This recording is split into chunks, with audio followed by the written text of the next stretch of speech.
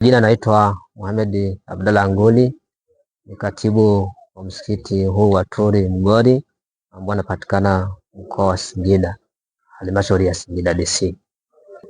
Natokea hapa kijiji cha Mgori. Mihadhara kama hii imekuwa na michango mingi kwenye jamii ya Kiislamu.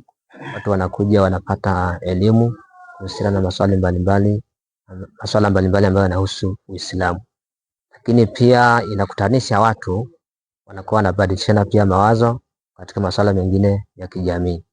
Baada ya muhadhara huu tunatarajia watu waliohudhuria muhadhara watapata cha kujifunza, hususan kuna mada mbalimbali ambazo zitatolewa hapa. Kuna mada ambayo inahusiana na maandalizi ya mwezi mtukufu wa Ramadhani ambayo kwa karibuni, lakini pia kuna mada ya kuhusiana na malezi ya watoto, lakini pia tuna mada kuhusiana na ukewenza, kwa mke zaidi ya mmoja. Kwa hiyo wanafikiri wahudhuriaji ambao wamehudhuria hapa kupitia hizi mada na mafunzo ambayo yatatolewa na madai kutoka Arusha pamoja na Ilongero wataondoka na chochote cha kujifunza na kwenda kuelimisha wengine na kwa manufaa yao pia. Asalamu alaykum warahmatullahi wabarakatuh.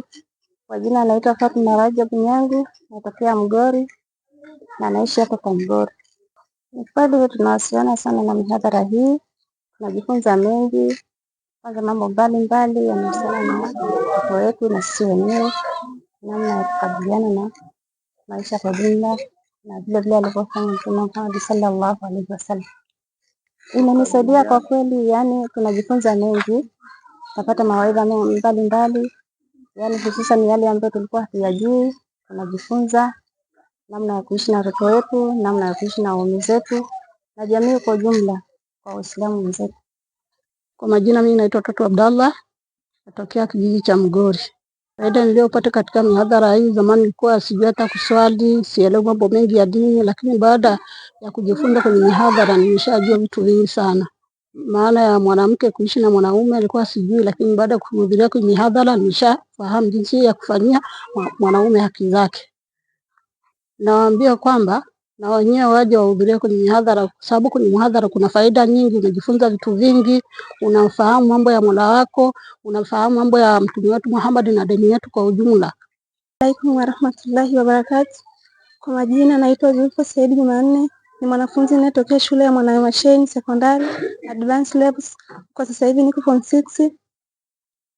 Tumekuja kwenye muhadhara huu ambao unafanyika kwa leo tarehe 8 mwezi wa Shaban mwaka 1447.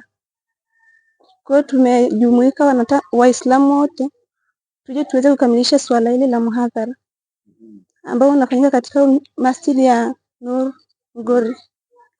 Kwanza kabisa vitu ambavyo vimetusukuma tuje katika huu muhadhara ni vingi. Nikianza na la kwanza, sisi ni kama wanafunzi shuleni tunakutana na mwezi wa Ramadhani.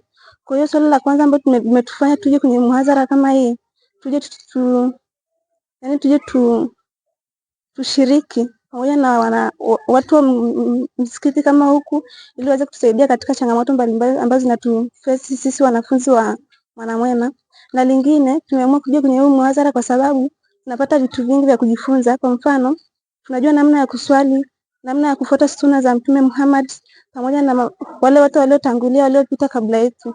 Wito wangu kwanza kabisa, wale wote ambao tumehudhuria kwenye muhadhara kama huu, tunatakiwa tuzingatie yale ambayo tunafundishwa ili tuweze kuyafanyia kazi na tuweze kuingia peponi siku ya Kiyama, kwa sababu ndio lengo ambalo sisi tumeumbiwa wanadamu, tuje kumwabudu Mwenyezi Mungu duniani.